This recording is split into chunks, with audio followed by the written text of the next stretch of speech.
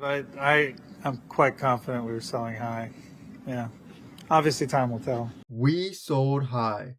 That was Philadelphia GM Daryl Morey's response to the aftermath of trading away a fan favorite, a locker room favorite, and previous Rookie of the Year candidate Jared McCain in a trade that sent him away for draft picks.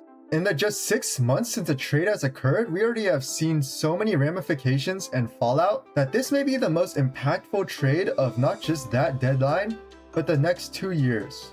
The Jared McCain trade sent shockwaves through fan bases when it occurred. It made little sense to trade away a player who was just a year ago. He was looking like he was going to be running away with the Rookie of the Year. The argument at the time was twofold.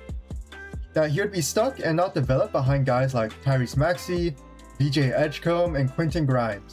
And as Daryl Morey said, We were selling high. that high price that they sold on, one 2026 first round pick in 3 seconds. Morey sent him to the Thunder, arguably the best team in the NBA at the time. Everyone in the NBA knew it was a stupid trade, both because the Sixers were losing a contributing player, and the deepest team in the league was adding even more. Let's remember what Jared McCain was doing during his rookie year. In the 23 games before his injury, he was shooting nearly 40% from 3 and averaging 15 points a game in 25 minutes. This included 34 points in his first start, which was part of a 9-game stretch where he averaged 26 points on 45% shooting from 3. He was so electric, providing energy not seen in that arena since Joel Embiid last had one good knee. Yeah, you could talk about him being log jammed at the guard position and the fact that he was losing minutes. But the 76ers should know better. Injuries always come for them. And it did late in this season where Embiid, Maxey, and even PG and Kelly Oubre went down, leaving rookie VJ Edgecombe to fight for himself with this lineup. You know who else we saw playing during that stretch? 37-year-old Kyle Lowry. I'm sure it would have been nice if they had a 20-something-year-old guard who could just get buckets. There's also just the vibes aspect. All the people who have played with him seem to love him. If you watch his TikToks and YouTube videos, you can see the joy he brings to every room he walks into. He even got grumpy old Kyle Lowry to be in his videos. And from what's been reported, Joel Embiid and Tyrese Maxey were absolutely pissed when the trade went through. And yeah, who can blame them? The 76ers should have been buying. Who knows how long Joel Embiid can play? And they just further depleted their bench to really just Quentin Grimes and I guess Andre Drummond? Daryl Morey really just said, "Hey Tyrese, hey Joel, I've got you a rookie still developing in VJ Edgecombe. I've got you an old Paul George coming off a PED suspension. What more do you guys need?"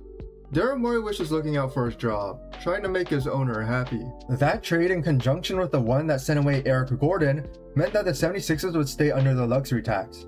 All this to please Josh Harris, who owns not just the 76ers, but the Washington Commanders and the New Jersey Devils, is worth $15 billion. How much did they save this poor starving owner? Well, around $2 million in luxury cap savings and around $7 million in salary. Let's be nice and round up and say $10 million. That's less than 0.1% of his net worth. Treating Jared McCain and Eric Gordon from a team with dreams to contend to save $10 million. That was the reason for trading such a talent. Luckily for the 76ers though, the Thunder did not win the title, but it wasn't for a lack of trying. Jared McCain was very good in the playoffs. The Thunder utilized him perfectly as a movement shooter. Let's just start with the Lakers series. If you were watching and you felt like every time he touched the ball, he did not miss, you would be right. He shot 58% from 3 against them. He was hitting every shot required of him, whether to start a fire and get the Thunder rallying from down big, or to push their lead further out of reach. He was utilized perfectly, working off screens. He was the microwave 6-man for a team that originally did it by committee, or at best was spearheaded by AJ Mitchell. But injuries forced him into the starting lineup, and then to shore up the defense, it just worked out better to not have as many of these score-first guards on the court at the same time. Against the Spurs, while not as much of a game ender, he was still dangerous. So dangerous that I'm sure you remember what Wemby did. Now yes, it was not perfect, very up and down in fact. Notably, he went 1 for 10 from the field in game 4, which is kinda nasty. This was sandwiched between his 24 and 20 point games though, with game 5 being the one where he got a hit put out on him. And so his efficiency was questionable in that series, yes, but there's a lot of other things you could point to. From the injuries to Jalen Williams and AJ Mitchell, requiring McCain to be more of that offensive punch, which also allows the Spurs to put more of a presence on him, to also Chet Holmgren just completely disappearing from the series as well.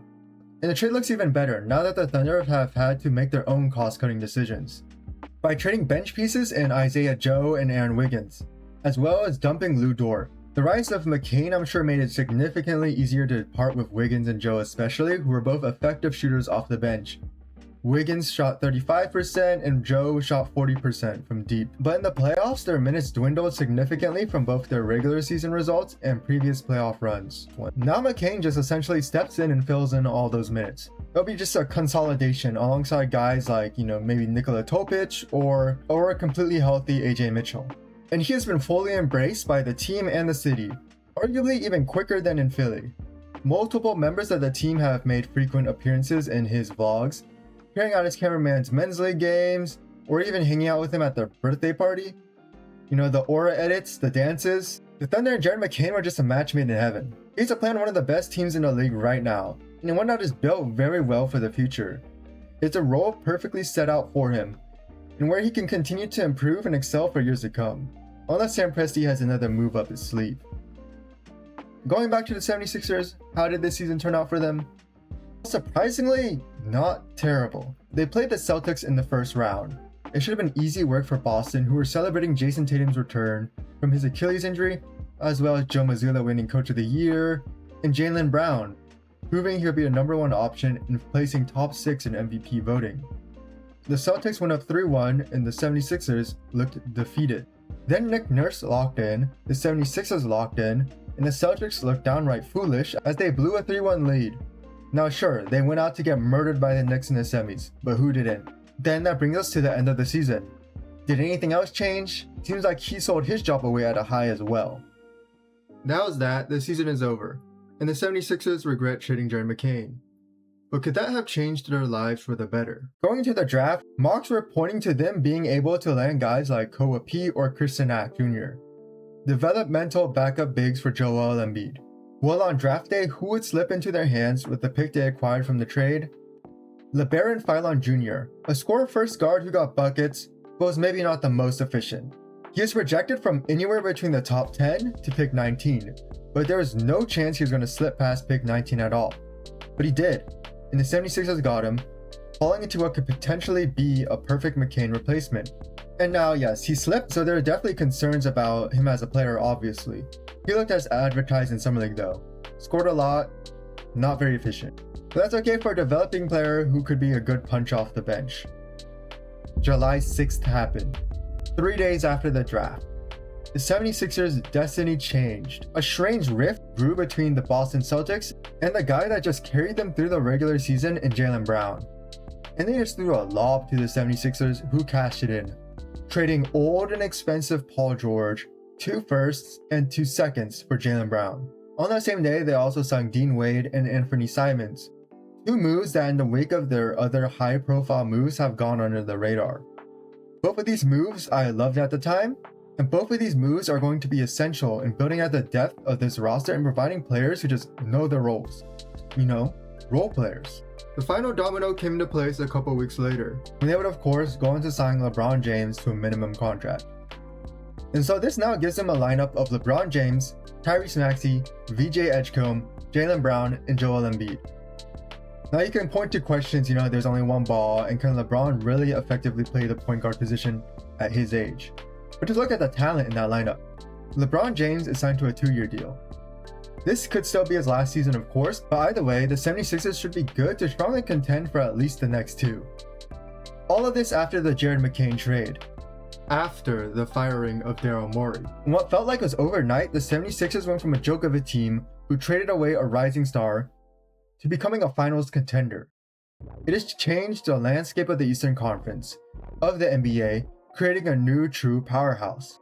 And who knows what will be the further fallout of, other veterans choosing to sign with the 76ers in the future, or teams aggressively pursuing more stars to add to their arsenal in order to compete with them. And if the 76ers are to make a finals appearance out of this, there's a very, very real chance that the team they'll end up facing is Jared McCain and the Oklahoma City Thunder, bringing this whole saga to fruition.